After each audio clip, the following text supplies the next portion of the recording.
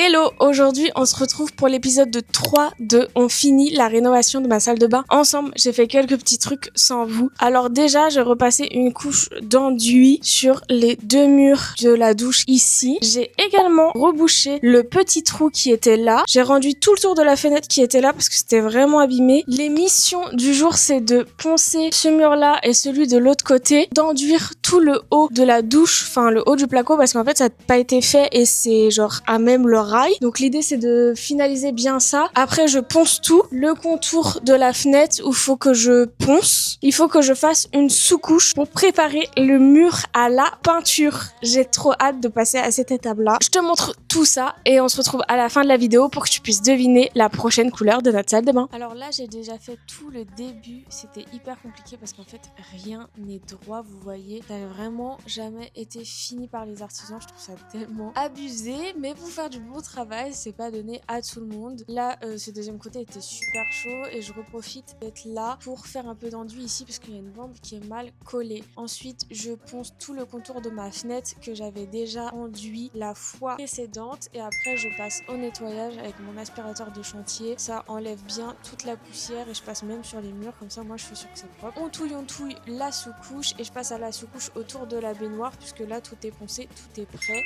Et je ponce un peu le contour de la douche en évitant de trop monter. Et maintenant, place à la couleur pour les murs. Je te laisse me donner tes pronostics en commentaire. On se retrouve très vite pour la suite.